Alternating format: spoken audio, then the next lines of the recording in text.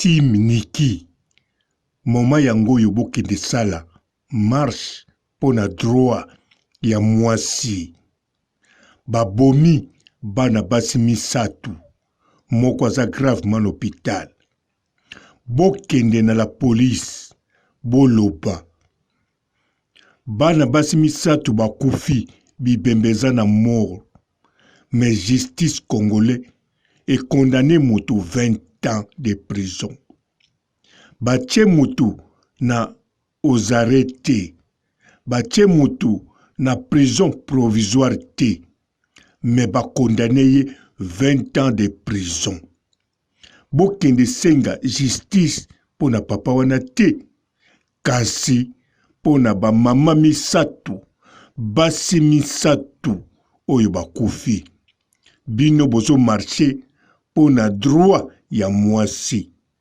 soki bolobi kaka na police bato misatu bakufi jugement salami na 6 jours condamné papa moko oyo azali assassin soi-disant 20 ans kasi ebembe eza na salle de mort bazosala autopsie nanu kutu bakundi yango te me ndenge nini bakati makambo po condamné moto 20 ans de prison police akopesa bino masanga bomeli boseki bapanje bukani pe na bapolisier bango moko bakokota na marche na kosi bino te soki na kosi bino bofinganga bosala nga nyonso bolingi mbote bapapa bamama bandeko mbote barando na barandonnette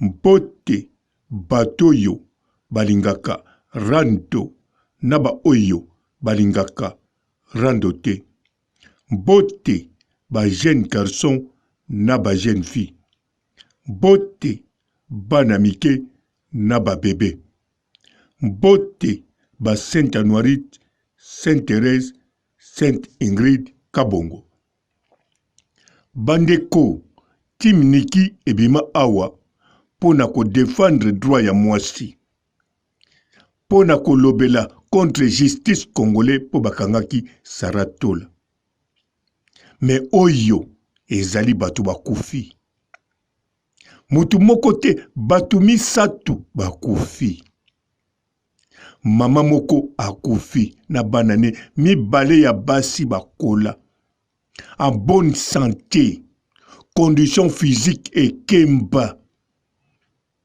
moko aza gravement l'hôpital grande sœur ya mwasi akufi bango tout baza en bonne santé condition physique positive ya makasi ekemba siko justice est confirmée et condamné papa moko 20 ans de prison papa wana na histoire na ye babetake na basi wana mais ata tobwaki histoire wana totali kaka papa wana na mbeli wana oyo bazolakisa na bajiji abanda kotia kaka mama wana modèle ako se défendre ata bambeli ezokota ye mais papa wana basicatrice bapota kozala nango na nzoto ya manzaka pe bilambe kokopasuka kaka na mutu moko ezala mama wana to ezala mwana moko nakanisa bozomona bafoto ya bana wana partout bakola baza pene ta na condition physique oyo même maître judo aninga tia mbeli ata bakoboma ye makoluka asala tout à se défendre alors nakanisa bomoni malamu boyoki yango pe bolandi ndenge base défendre na ndenge ya kosakana te yango wana bandeko foko yeba ba Team Niki oyo tozolobela Team Niki fo bakende kosala marche bako autoriser bango pe awa ekoyebanaki justice oyo esalami ezali justice ya bavoyou. Ba juge wana na bavoka na la police bazali bavoyou. Parce que même mutu bakangi ezala ye mutu abomaki, mais mutu ango azata na pota na nzoto te, trace moko te, abomi bango na facilité. Est-ce que ekokamwisa bango te? Mutu ango pe alobi ye amonaki mutu abomi batu eza ye te. Eza major na 4 personnes bakimi na jeep. Major ango pe avandaka na poto te, azakaka wana na Kisasa. Azape pene kaka ya tata wana. Mais la police ezakut na tina ya kende pa major te. Bazo mona neti ba manquer respect. To koti na tribunal na parquet ba moni kutu tina ya kobenga na major ezate. Wana eza matumboli. E komi na prison makala. Ba moni kutu erezo kine noki couvre feu ngo koka. Foto zonga na ndako. To bwaka papa biso makambo esila. Major to kobengle nini? Major batangi to yebiye. Apela kabiso ba boki. Alors babwaki papa wana 20 ans. Tolobi te papa wana za assassin te. Mais loko tolobi papa wana na nzoto na ye azana ba signe ambeli te. Azana ba signe te ke basi wana ba defendaki bazokisi ye batieye ata manzaka. Autopsie pe esalamite poto yeba modèle nini ya bambeli ekotaki na banzoto ya basi wana. To yeba pe chaque mois azui combien de coups de couteau ezalaka très important na justice. Sikoyo ba cadavre eza na kati y'hôpital. Na kati ya salle y'autopsie. Bazo salle autopsie nanu ba silicité. Nanu ba yebisi biso te réellement na kati banzoto batu wana mutu moko azui combien de coups de couteau. Modèle ya couteau nini kotaki. Assassin azalaki na position nini. Assassin azana force nini pote acha batu wana bambeli. Nyonso wana ezate. Eloko ba condamné papa wana selo bango. Papa wana na bavoka maloba bazoloba bazo contredire. Justice ba voyou. Bavoka ya ba voyou. Ba juge ya ba voyou. Pays moko ya ba voyou. Ba con. Batoyo bazata na tina moko te na société. Batoyo bazana tina moko te ba représenter loi na justice. Batufi na bino. Banyama na bino. Tala mituna bango kuna. Yango wana timniki eloko bokoko sali la marche yango wana. Na sukisi awa ngai papa robo bambendre. Basalo, basoloas, bakebere, bambendre, badunkrus. Ciao. Bonjour fidèles internautes de www.elengiakomba TV.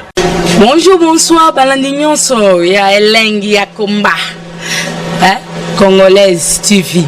Belé partout dans le monde, partout où vous êtes, partout où vous êtes, Elengi ya Komba TV vraiment. Bonjour, bonsoir, on va abonné fan nyonso ya Elengi ya Komba Congolais TV. Bonjour à mon boss, on a appelé ça vraiment un pandi. Bonjour à mon boss, JP Kiama. Je salue mon boss Balobi, boss des boss Babi, JP Kiama.